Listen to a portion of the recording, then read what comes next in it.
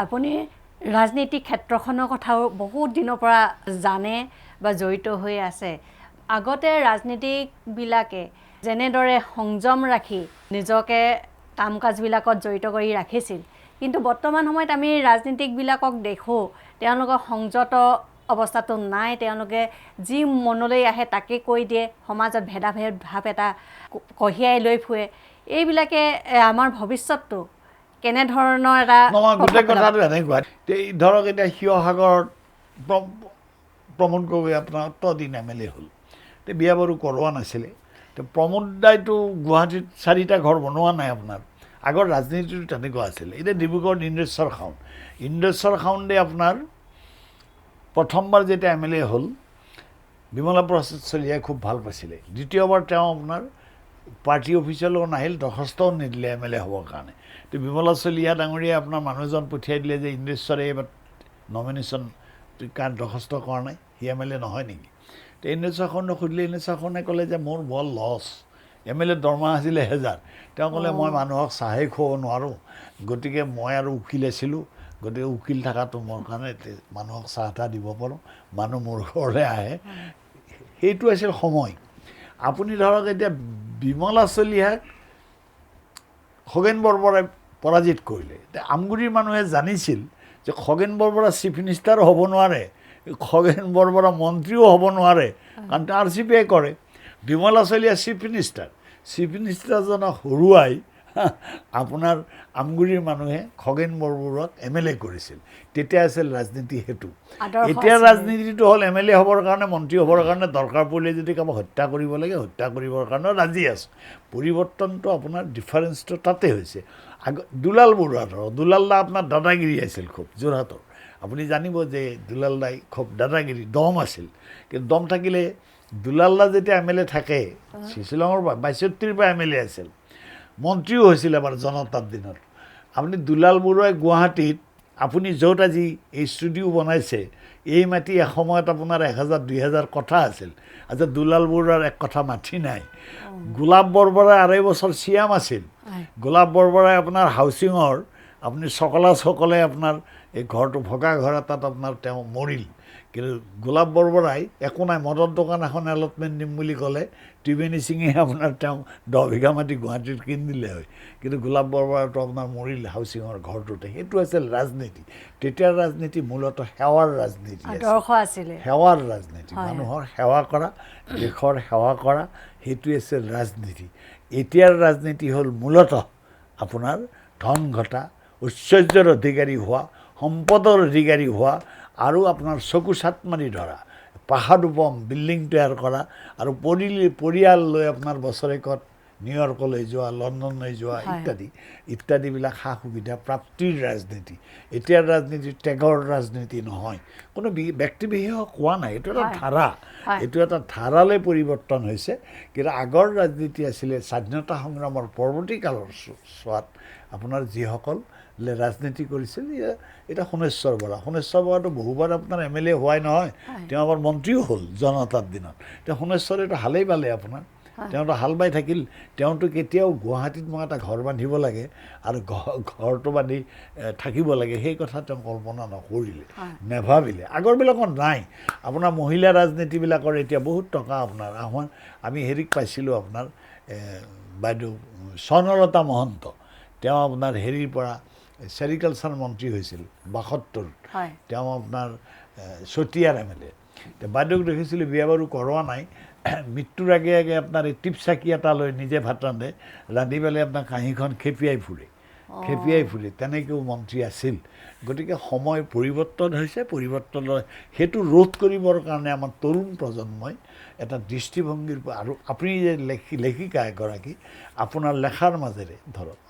আপুনি নহয় আপোনাৰ দৰে অজস্ৰ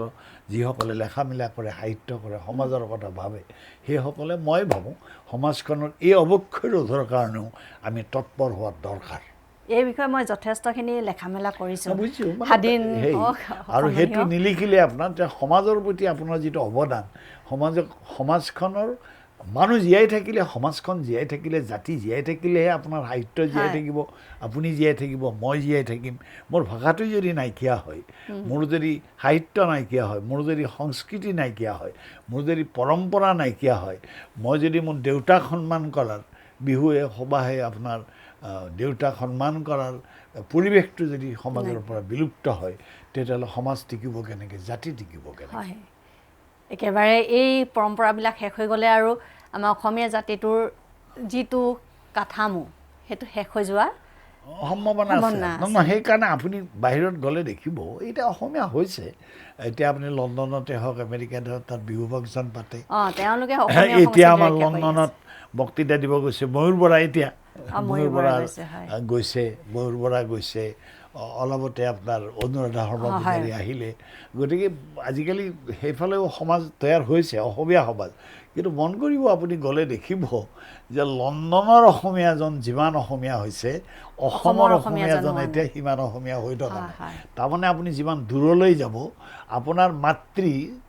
মাক মৰাৰ পিছতহে মাক কি বস্তু আছিল উপলব্ধি কৰে। আচলতে মাক জীয়াই থাকোঁতে বুঢ়ীটোক আৱৰ্জনা বুলি ভবা আৰম্ভ কৰে, কিন্তু মৃত্যুৰ পিছত ভাবে যে মাক কি আছিল। দেউতাই লাঠিডাল লৈ আপোনাৰ গাঁৱৰ ঘৰটোত যদি আপোনাৰ বাৰাণ্ডাত বহি আছে, দেউতাৰ উপস্থিতিয়ে আপোনাৰ ঘৰখন জীয়াই ৰখাত সহায় কৰে। গতিকে সেইকাৰণে এতিয়া হ'ল কি, আপোনাৰ হৈছে অসমীয়া, কিন্তু তৎসত্ত্বেও অসমীয়া মানুহে অসমীয়া বুলি গৌৰৱ কৰাৰ আপোনাৰ যিটো বঙালী যিটো কৰে, আপুনি য'লেই নাযাওক, আপুনি কাণপুৰত যাওক, নাগপুৰত যাওক, ক'ৰবাত যাওক, ফৰেনত যাওক, বঙালীটো অসমীয়া এজন লগ পালেও, যেনিবা তেওঁ ভাগী এজনক লগ পালে, প্ৰথম আৰম্ভ কৰি দিয়ে যে আপুনি আছামেৰ। আমাৰ মাছীমা ছিল এই ছাত্ৰীবাৰীতে, মানে টানি আনে, আপোনাক ওচৰলৈ টানে। আমি কিন্তু দূৰলৈ ঠেলোঁ। আমাৰ দূৰলৈ ঠেলোঁ কাৰণে আপোনাৰ আমি কওঁ যে এওঁ নলবাৰীৰ নেকি, এওঁ বৰপেটাৰ নেকি, নামনিৰ এওঁ অমুক ভোগ, এওঁ উজনিৰ নেকি, উজনিৰ জানো নহয়, উজনিৰ এনেকুৱা তেনেকুৱা। অসমখন অকণমান, অসমখনৰ দূৰত্বটো হ'ল, আজি উত্তৰ প্ৰদেশত আপোনাৰ ইমান মানুহ, ভাৰতবৰ্ষ 80জন তেওঁলোকৰ লোকসভাৰ সদস্য, আমাৰ হ'ল আপোনাৰ 14জন। অসমৰ সীমা চাওক, শদিয়াত যদি আপুনি ৰাতিপুৱা 5টা বজাত গাড়ীত উঠে, গধূলি আপুনি গুৱাহাটী পায়। আৰু গুৱাহাটীৰ পৰা গ'লে আপুনি 10টা বজাত ধুবুৰীত ভাত খাব পাৰে। এইখন হ'ল অসম দীঘলে। আৰু পথালিয়ে আপুনি যদি ভূটানত উঠে গাড়ীখনত, ৰঙিয়ালে 1 ঘণ্টা লাগে। আৰু ৰঙিয়াৰ পৰা গুৱাহাটীলৈ আপোনাৰ এই খানাপাৰাত খুন্দা মাৰিবলৈ 1.5 ঘণ্টা লাগে। পথালিয়ে 2.5 ঘণ্টাৰ বাট, দীঘলে আপোনাৰ 10 ঘণ্টা বা 12 ঘণ্টাৰ বাট অসমখন। সেই অসমতে এতিয়া শদিয়াৰ, আপোনাৰ শিৱসাগৰৰ, আপোনাৰ যোৰহাটৰ, গতিকে দেৰগাঁৱৰ, আৰু গুৱাহাটীতো চাব আপোনাৰ আজিকালি সমাজ নিৰ্মাণ হৈছে। আপোনাৰ এইখন যে দেৰগঞা সমাজ আছে, ইয়াত যোৰহতীয়া সমাজ আছে, ধুবুৰীৰ সমাজ তৈয়াৰ হৈছে গুৱাহাটীত। আমি অসমীয়া হ'বলৈ নিশিকিলোঁ। গতিকে অসমীয়া জাতিৰ ভৱিষ্যত আশংকাটো আমি অসমীয়াই কিছু পৰিমাণে তৈয়াৰ কৰিছোঁ। আপোনালোকে য'ত ঘৰ বান্ধিছে, ইয়াৰ পৰা আপুনি চাব, ইয়াৰ ওচৰৰ পৰা এইডোখৰ জালুকবাৰীলৈ, এই বিস্তৃত এলেকাত আপোনাৰ অসমৰে মানুহ, কিন্তু বিভিন্ন প্ৰান্তৰ পৰা যিবোৰ মানুহ আহিছে, ক'ৰবাত দেখিব আপোনাৰ একেবাৰে কাছাৰবাসীৰ অঞ্চল, এতিয়া ধুবুৰীবাসীৰ অঞ্চলবিলাক এনেকৈ ভাগ হৈছে। কিন্তু আমি চব মানুহ অসমীয়া হৈ এখন সমৃদ্ধ সমাজ, আপোনাৰ গলিটো সমৃদ্ধ কৰিবৰ কাৰণে ৰাস্তা আছেতো, পথ আছেতো। তাৰ কাৰণে যি ব্যৱস্থা ল'ব লাগে, সেই ব্যৱস্থাটো আগত আছিল, এতিয়া নোহোৱা হ'ল। গতিকে এইটো আপোনাৰ আমি হেৰি কৰিব লাগে, তাৰ পৰিৱৰ্তনৰ কাৰণে আমি হেৰি হ'ব লাগে, আমাৰ ধ্যান ধাৰণাৰ পৰিৱৰ্তন হ'ব লাগে। আৰু প্ৰথম স্বত্ব হ'ব লাগে আমাৰ মাতৃ। আমি 3টা মাতৃ, মানে 3টা মই আমাৰ জাতীয়তা নিয়ন্ত্ৰণ কৰে, সাধাৰণ জাতীয়তা।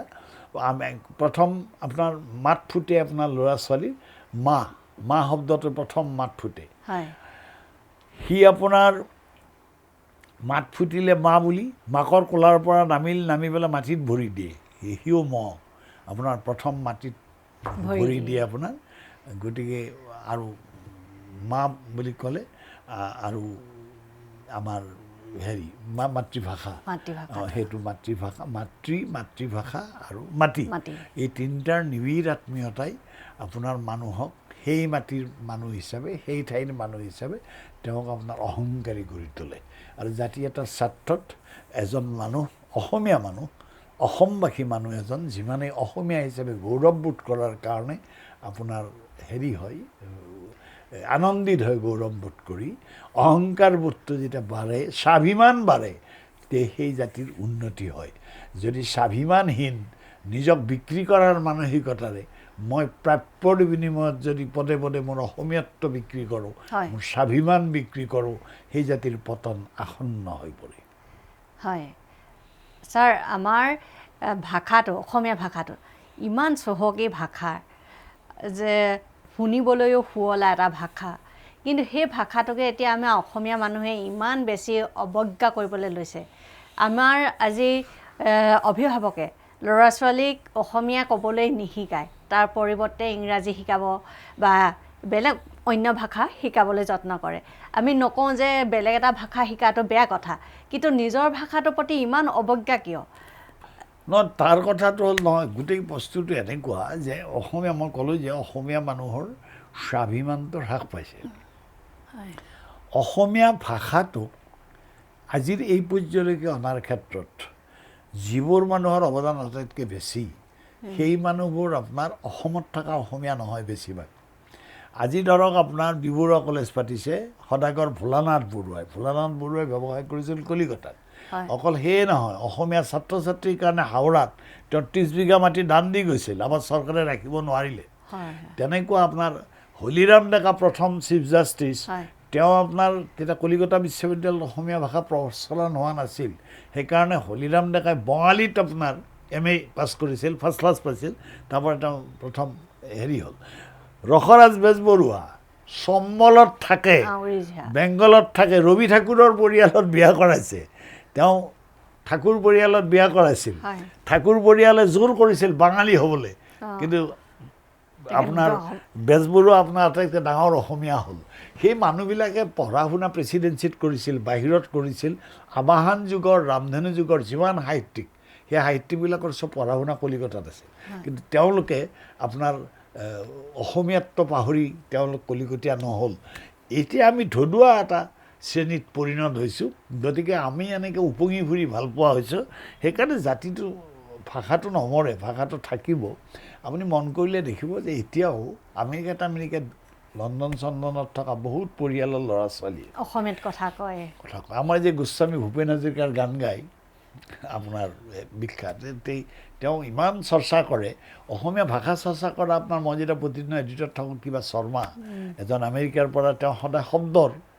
অসমীয়া শব্দৰ ভুল পেপাৰত পঢ়ি পেলাই আপোনাৰ তাৰ পৰা আঙুলিয়াই দিয়ে বাহিৰত থকা মানুহবিলাকৰ কাৰণ মাতৃটো কি জানে দূৰত্বটোহে মাতৃৰ অভাৱ বুজায় আপোনাৰ মাতৃ যদি চকুৰ আগত থাকে তেতিয়া মাকক সেনে বুলি ভাবে কিন্তু আপুনি যেতিয়া শিৱসাগৰত মাক থৈ আহিছে বা অসমত মাক থৈ আপুনি বোম্বাইত আছে তেতিয়াহ'লে কিন্তু আপোনাৰ মাকলে টানটো অনুভৱ কৰে মাতৃয়ে হয় মানে ভগৱানৰ কিছুমান আপুনি যুক্তি বা হেৰিৰ কথাটো বেলেগেই কিছুমান কথা আছে আপোনাৰ ধৰক মাতৃ বুলি কওঁতে পিতৃ বুলি কওঁতে বেলেগ হয় গতিকে এইবোৰ কথা থাকেই আপোনাৰ সেইকাৰণে আমাৰ জাতিটোক ৰক্ষা কৰি মই ভাবোঁ তৰুণ প্ৰজন্মৰ মাজত মন কৰিব আপোনাৰ কিন্তু দিল্লী চিল্লী পঢ়া বহুত ল'ৰাই এতিয়া অসমীয়া চৰ্চা আৰম্ভ কৰিছে অসমীয়াত তেওঁলোকে কিতাপ লেখে অসমীয়াত তেওঁলোকে হেৰি কৰে পঢ়ে গতিকে পৃথিৱীত পৰিধিৰ এটা ব্যৱধান কিন্তু হ্ৰাসো পাইছে মানে কমিছেও সেইকাৰণে মই ভাবোঁ পৰিৱৰ্তিত এতিয়া সাম্প্ৰদায়িকতাৰ কথা কৈছে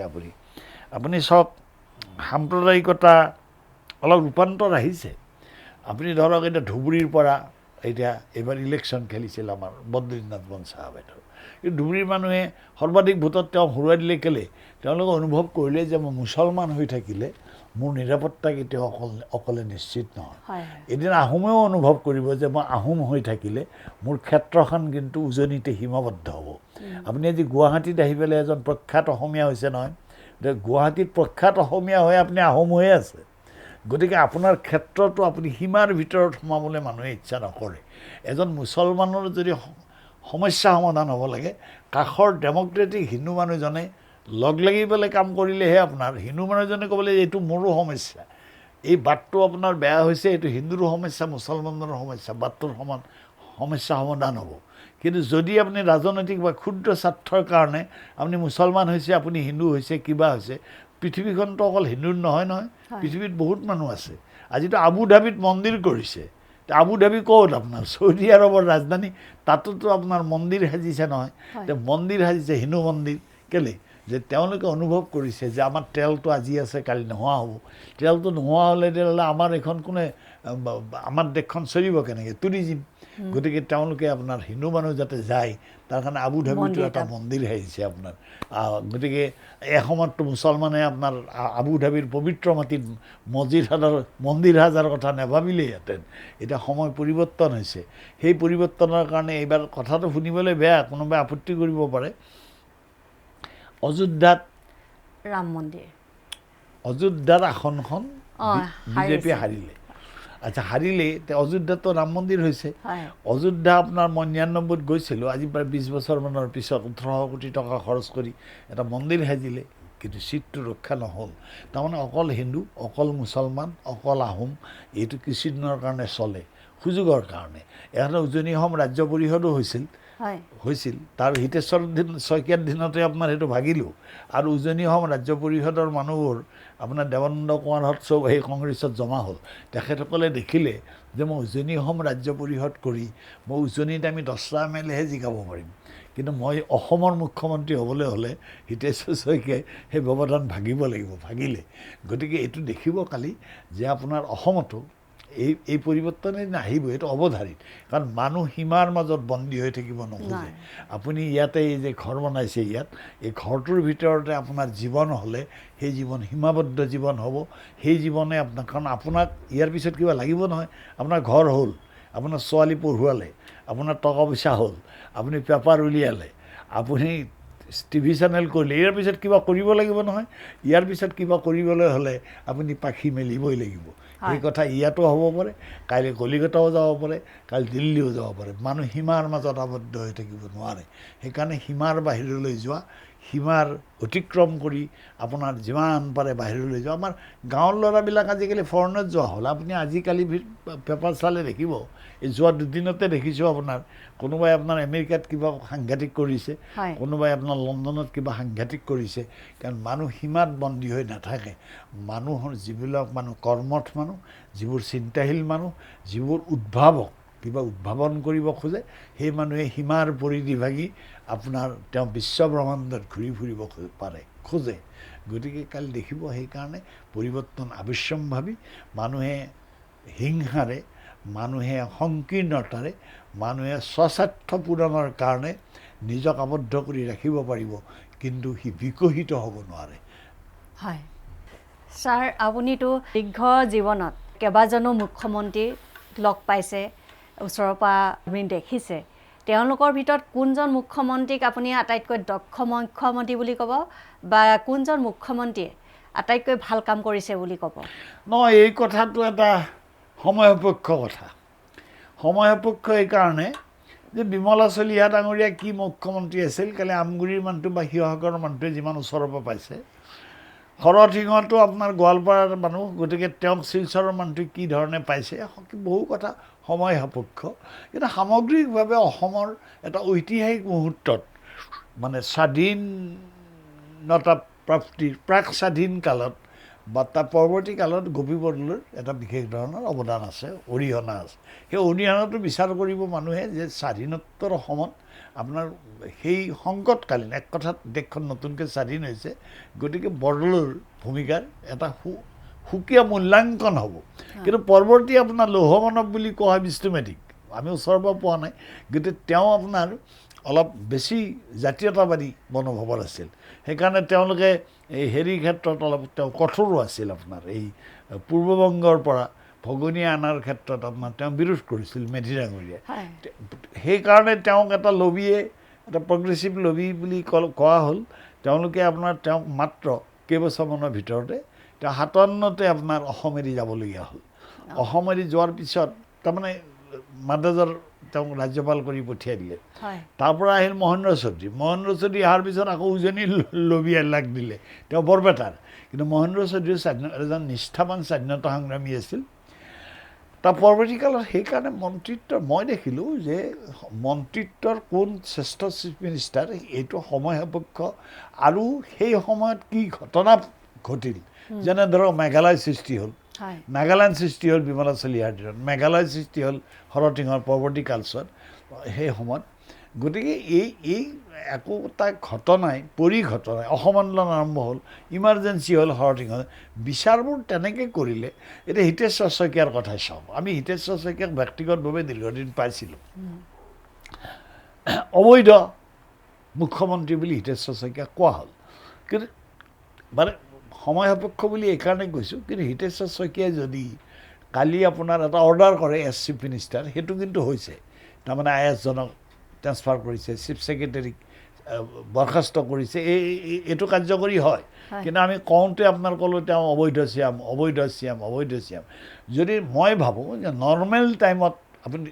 দুজন হিতেশ্বৰ শইকীয়া এজন মানুহটো এজনেই হয় তেওঁ যদি আপোনাৰ সেই অসম আন্দোলনৰ কালীন আকৌ এটা মন কৰিব আকৌ হিতেশ্বৰ শইকীয়াই বিৰুদ্ধেই কৰিছিল ৰাজীৱ গান্ধীৰ আশীৰ্বাদ নোহোৱা হ'লে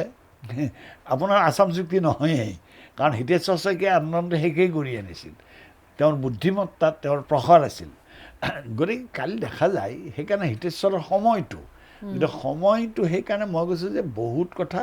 শ্ৰেষ্ঠত্বটো বিচাৰ কৰোঁতে কিন্তু সময় সাপেক্ষ আপুনি ওচৰৰ পৰা যদি হিতেশ্বৰ শইকীয়াক পাইছিল তেতিয়াহ'লে দেখিব তেওঁৰ মতে হিতেশ্বৰ শইকীয়া শ্ৰেষ্ঠ মুখ্যমন্ত্ৰী যোনে ওচৰৰ পৰা পাইছে তেওঁৰ বুদ্ধিমত্তা তেওঁৰ দূৰদৰ্শিতা কিন্তু মানুহ এজনক যেতিয়া আপুনি এতিয়া ইয়াতে ঘৰ বনাইছে ইয়াৰ চাৰিওফালে যদি আপোনাৰ এইবোৰ ক'ৰবাত অচিনাকি মানুহ হয় আপোনাক সদায় শিলগুটি মাৰি থাকে তেতিয়াহ'লে আপুনি জুং জাঠি লৈ আহিব গতিকে ইত্যাদি সেইকাৰণে বস্তুটো সময় সাপেক্ষ কিন্তু মই ভাবোঁ যে অসমত কেইবাজনো কীৰ্তিমান মুখ্যমন্ত্ৰী ইতিমধ্যে হৈছে তেওঁলোকক মূল্যাংকন কৰোঁতে শৰৎ-সিংহক মূল্যাংকন কৰোঁতে বহুতে আপোনাৰ তেওঁক গোৱালপৰীয়া বুলি ভাবে কাৰণ ইফালৰ মানুহৰ গোৱালপৰীয়া ৰাজবংশী মানুহৰ লগত এটাচমেণ্টটো আপোনাৰ ইমান আন্তৰিকতাপূৰ্ণ নহয় তেওঁৰ দিনতো ভিলেজ লেভেল কোঅপাৰেটিভ হৈছে তেওঁৰ দিনত মেঘালয় তেওঁ কেপিটেল ইয়ালৈ চিফ্ট কৰিছে বা তেওঁৰ সৰলতা গোৱালপাৰাখন ৰাজ্যিক ভিত্তিত ভাষাৰ ভিত্তিত ৰাজ্য বিভাজনৰ সময়ত সেইখন পশ্চিমবংগত প্ৰায় চামিল হৈছিলেই শৰৎ-সিংহই আপোনাৰ নিজৰ গুৱাহাটীত থকা মাটি বিক্ৰী কৰি ভাড়াঘৰলৈ গৈ আপোনাৰ শৰৎ-সিংহই আন্দোলনৰ নেতৃত্ব লৈ আপুনি গোৱালপাৰাক ইয়ালৈ ৰাখিছিল গতিকে সেইকাৰণে বিচাৰবোৰ কিছু সময় সাপেক্ষ কিন্তু তথাপিতো আপোনাৰ এটা বিশেষ সংকটকালীন অসমত গোপীনাথ বৰদলৈ ডাঙৰীয়াই তেখেতৰ ছুটি সময়ত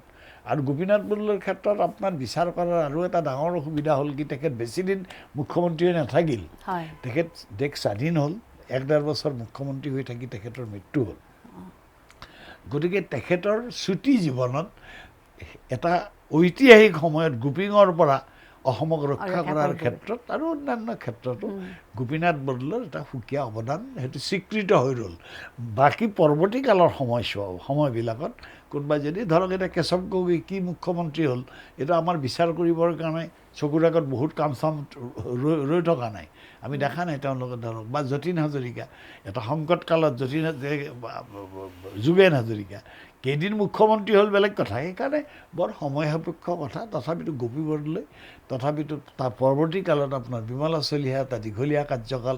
মুখ্যমন্ত্ৰী হিচাপে আছে তৰুণ গগৈ দীঘলীয়া কাৰ্যকাল আছে চবৰে ভাল উলিয়াবও পাৰি বেয়া উলিয়াবও পাৰি আপোনাৰ দৃষ্টিভংগী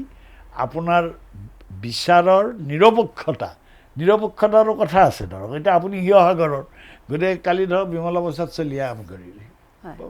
শিৱসাগৰ গতিকে তেখেতৰ প্ৰতি আপোনাৰ দৃষ্টিভংগী আৰু বৰপেটীয়া মানুহ এজনে নাজানেই আপোনাৰ তেওঁ কি অসমৰ এটা বৰ ভয়ানক কথা বঙালী এজনে আপোনাৰ পৃথিৱীৰ বাঙালৰ কথা জানে আপুনি কলিকতাত বঙালী এজনক সুধিলে আপোনাৰ বাৰী কোথায় বোলে গুৱাহাটীতে কোথায় বাংলাদেশলৈ গৈছিলোঁ এবাৰ বাংলাদেশত গৈ পেলাই এখন ৰেষ্টুৰেণ্টত সোমালোঁ এই ৰেষ্টুৰেণ্টৰ ছেলছমেনজন বোলে আপোনাৰ তে ক'লে আসামের কোথার থেকে আসছেন বলে গুয়াহাটি থেকে বলে গুয়াহাটির কোথায় বাড়ি বলে শান্তিপুরে ও কি বলেন আপনি শান্তিবাড়ি এই ৰিহাবাৰী থেকে অত আসতে হয় আসতে হয় সি এফালৰ পৰা আপোনাৰ শান্তিপুৰ ফান্তিপুৰ ৰিহাবাৰী ফিহাবাৰী চব গাই গ'ল এফালৰ পৰা সি ক'লে যে মই অনেক দিন ৭২লৈকে বোলে অসমতে আছিল ঘূৰি নাহৰকটীয়া দুলীয়াজান চব গাব জানে গতিকে ফলত সি যিটো জানে অসম সেই মানুহজনে সি বাংলাদেশৰ বাঙালী গতিকে বাকী আমাৰ এজন অসম নেদেখা মানুহে নাজানে সেইকাৰণে আপোনাৰ অসম আমি অসমীয়া মানুহে অসম বুলি ক'লে বাঙালীটোৰ যিটো বাঙালী বুলি ক'লে পৃথিৱীৰ বাঙালী এক আৰু আমি আপোনাৰ এনেকুৱা এটা জাতি হ'লোঁ এটা সংকট কালত আহি হাজিৰা দি থিয় হৈ আহি আমি আপোনাৰ অসমৰ অসমীয়া হ'ব নোৱাৰিলোঁ মই গোৱালপৰীয়া হ'লোঁ আপুনি শিৱসাগৰ হ'ল মই মোৰ কাষৰ মানুহজনে বাছত যেতিয়া উজনিলৈ যাম কাষৰ মানুহজনে প্ৰথম আৱিষ্কাৰ কৰাৰ কথাটো হ'ল আপোনাৰ মই কি মোৰ জাত কি কথা কি বতৰা কি আপুনি শইকীয়া বুলি ক'লে বিপদত পৰি গ'ল যে শইকীয়াটো চলা আহোমেও লিখে চুতীয়াও লিখে মুছলমানেও লিখে এওঁ কি শইকীয়া সেইটো উলিয়াবলৈ চেষ্টা কৰে অসমীয়া মানুহৰ সেইকাৰণে আমি অহংকাৰ কৰোঁ যে অসমীয়া মানুহ অমুক অসমীয়া মানুহ বহুক আমি হ'লোঁ বিভাজনবাদী মানুহ আৰু আমাৰ কাষতে থকা আপোনাৰ বাঙালী ভাইসকল এইটো মই দুখ বুলি নকওঁ তেওঁলোক হ'ল সম্প্ৰসাৰণবাদী ফাঁসী সম্প্ৰসাৰণবাদী সেইকাৰণে সুযোগ পালে ভূপেন্দাও আপোনাৰ কলকাতাত মানে বঙালী বুলি ক'ব খোজে তেওঁলোকে গতিকে সেই বস্তুটো দৃষ্টিভংগীটো তেওঁলোকৰ হ'ল এটা সম্প্ৰসাৰণবাদী চিন্তা চৰ্চা আছে আমি সংকোচনবাদী তৎসত্ত্বেও প্ৰশ্নটো অতি গুৰুত্বপূৰ্ণ আৰু এইটো খুব ৰাজহুৱাভাৱে দিলে কথা হয় কি মই ভাবোঁ দেই কিছুমানে কৈছে যে অমুকে শ্ৰেষ্ঠ মুখ্যমন্ত্ৰী মই সেই কথাটো ক'ব নোখোজোঁ এইকাৰণে নোখোজোঁ কালি ধৰক এতিয়া কালিলৈ সৰ্বানন্দ হেৰি চিফ মিনিষ্টাৰ আছিল কি কয় এইটো আমাৰ শ্ৰেষ্ঠই আছিল দিয়ক জাতীয় নায়ক হৈছিলতো এতিয়াতো আপুনি সিদিনা তিনিচুকীয়ালৈ গৈছিলোঁ যাওঁতে দেখিলোঁ আপোনাৰ ৰাস্তাত ল'ৰাবিলাকে কৈছে এইটো মামাৰ গাঁও এইটো মামাৰ বাগান মই কি মামাহে তোমাৰ কি মামা হ'ল তোমাৰ যে এতিয়াতো হিমন্ত বিশ্ব শ্ৰেষ্ঠ বুলি কৈছে কালি দেখিব 2 বছৰ পিছত দেখিব যে হিমন্ত বিশ্বই আটাইতকৈ বেয়া চিফ মিনিষ্টাৰ বুলি একে মানুহে কোৱা আৰম্ভ কৰিব সেইকাৰণে আমাৰ বিচাৰবোৰ পক্ষপাতদুষ্ট আৰু আমাৰ বহু সময়ত বিচাৰ হ'ল সংকীৰ্ণতাৰে ঘেৰা আৰু স্বাৰ্থৰে ঘেৰা আমি স্বাৰ্থমুক্তভাৱে যদি অসমৰ শ্ৰেষ্ঠ মুখ্যমন্ত্ৰী নিজৰ ক্ষেত্ৰত নিজৰ সীমাবদ্ধতাত নিজৰ আপোনাৰ সুযোগৰ ক্ষেত্ৰত আমাৰ প্ৰত্যেকেই কম বেছি পৰিমাণে তেওঁলোকৰ ভাল দিশো আছে বেয়া দিশো আছে সেইবিলাক এতিয়া প্ৰফুল্ল মহন্ত চিফ মিনিষ্টাৰ হ'ব দিনাতো বাটত আপোনাৰ মানুহে ধৰি চুমা খায় প্ৰফুল্ল মহন্ত এতিয়াতো প্ৰফুল্ল মহন্ত জীয়াই আছে কিন্তু আপুনি যদি অসমৰ ৰাস্তাত মানুহক আপোনাৰ থাপ মাৰি ধৰি আনি সোধে যে প্ৰফুল্ল মহন্ত কেনে আছে বহুতে জীয়াই আছে নেকি এইবুলিও সুধিব পাৰে গতিকে সেইকাৰণে এইটো সময় সাপেক্ষ কথা আপোনাৰ তথাপিতো মই ভাবোঁ গভীৰলৈকে ধৰি অসমৰ কেইবাগৰাকীও আপোনাৰ মুখ্যমন্ত্ৰী এতিয়া বিমলা চলিহা অসুস্থ নহ'লেতো বিমলা চলিহাই তৰুণ গগৈৰ ৰেকৰ্ড কৰিলে হয় এই অসুস্থতাৰ কাৰণে তেওঁ সোনকালে এৰিবলগীয়া হ'ল কিন্তু বিমলা চলিহাৰো কিছুমান বিশেষ গুণ আছিল ধৰক তেওঁ জেল খাটিছিল জেল খাটোতে হেমাংগ বিশ্বাসে কৈ গৈছে যে তেওঁ আপোনাৰ জেলত বিহুগীতৰ সুৰ সম্পৰ্কে তেওঁৰ যি পাণ্ডিত্য গাম্ভীৰ্যতা আছিল অত্যন্ত গম্ভীৰ আছিলে আপোনাৰ চবৰে নিজৰ গুণ আছিল কিন্তু সামগ্ৰিকভাৱে অসমত স্বীকৃত হৈছে সেইটো কিন্তু সময় সাপেক্ষ সময়তে গোপীনাথ বৰদলৈ ডাঙৰীয়া যদি সেই সময়ত নজন্মি 10 বছৰ পিছত জন্মিলেহেঁতেন তেতিয়া মূল্যাংকনটো সেইভাৱে নহ'লহেঁতেন তৎসত্ত্বেও তেখেতকে শ্ৰেষ্ঠ মুখ্যমন্ত্ৰী বুলি বহুতে ক'ব হয় ছাৰ আমাৰ নিমন্ত্ৰণ মৰ্মে আমাৰ ষ্টুডিঅ'লৈ আহিলে আমাৰ লেংডন বাতৰি দৰ্শকসকল বহুতখিনি কথা অৱগত কৰিলে আপোনাৰ জীৱন সম্পৰ্কে সমাজ সম্পৰ্কে এই সকলোখিনি কথা শুনি আমাৰ দৰ্শকে ভাল পাব কিবা এটা জানিব পাৰিব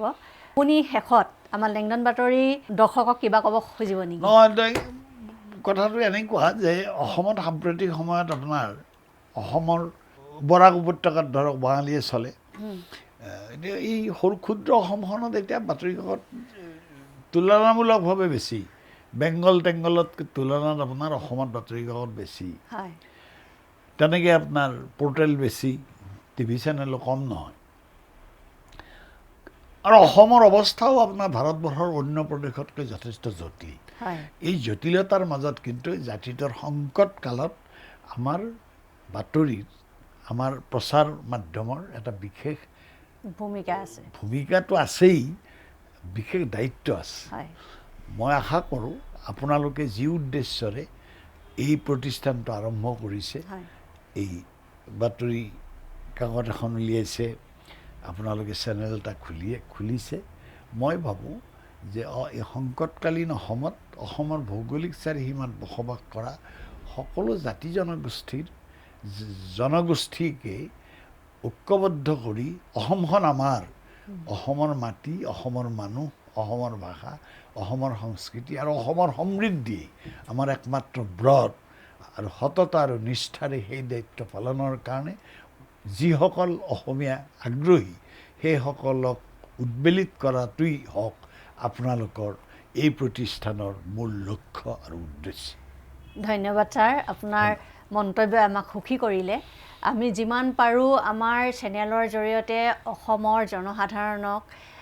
কিবা এটা দিবলৈ যত্ন কৰিম, একত্ৰিত কৰিবলৈ যত্ন কৰিম,